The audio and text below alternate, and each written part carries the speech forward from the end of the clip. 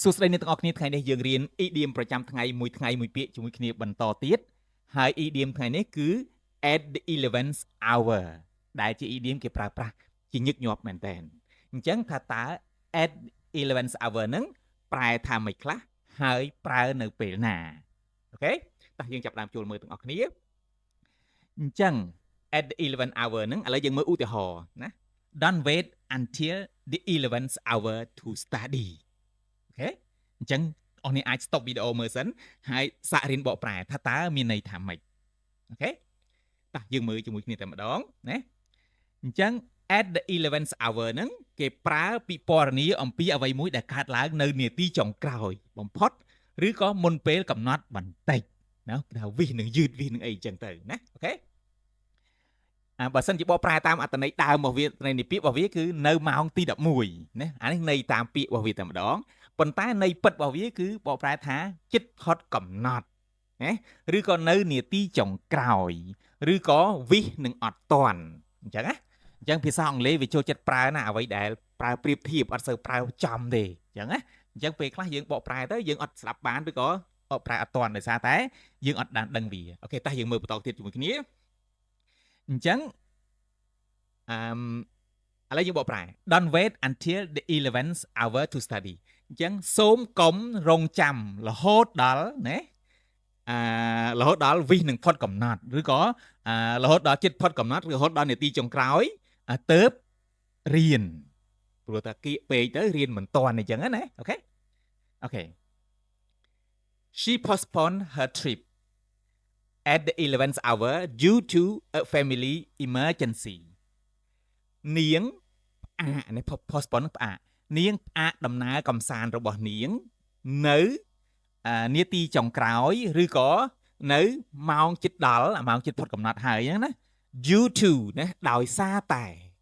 តែ family emergency បញ្ហាបន្ទាន់នៅក្នុងគ្រួសារណាបញ្ហាបន្ទាន់ធុរៈបន្ទាន់នៅក្នុងគ្រួសារអូខេឥឡូវយើងមើលឧទាហរណ៍មួយទៀតShe submit her homework at the 11th hour អញ្ចឹងនាងដាក់ជូនគ្រូនៅកិច្ចការសាលារបស់នាងឬលំហាត់ឬក៏អីអញ្ចឹងណាទៅឲ្យគ្រូណា at the 11th hour នៅនាទីចុងក្រោយឬក៏យើងអាចបកប្រែថានាងដាក់លំហាត់ឬក៏ដាក់កិច្ចការសាលាជូនគ្រូស្ទើរតែមិនតាន់វិសនឹងមិនតាន់អញ្ចឹងណាឬក៏នៅម៉ោងជិតផុតកំណត់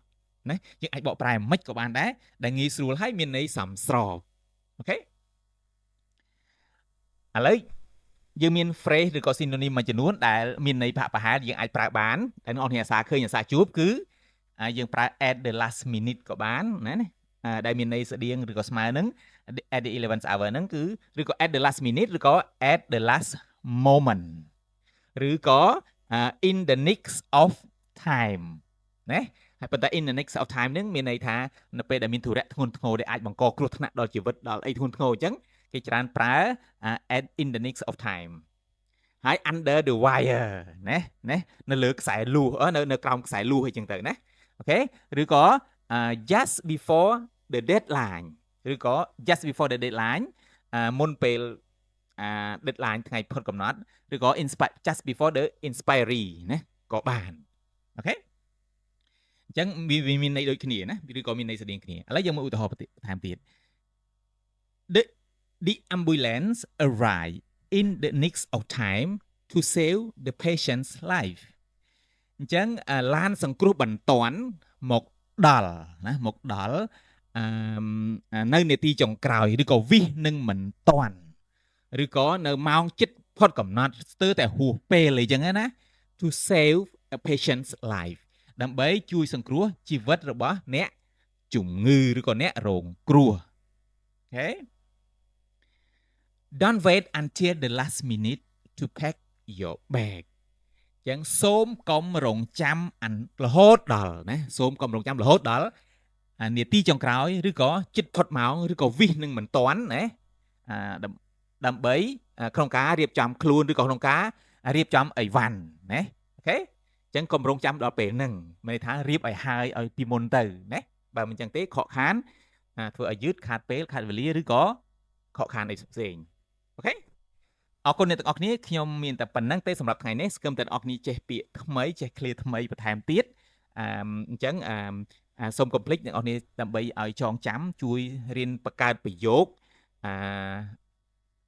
ដោយដាក់ក្នុង comment ណាមួយឬក៏ពីរណាដើម្បីដាក់ក្នុង comment នៅអ្វីដែលយើងបានរៀនថ្ងៃនេះដើម្បីជួយដល់ការចងចាំណាអូខេហើយមួយទៀតគឺសូមជួយ like ហើយនឹង comment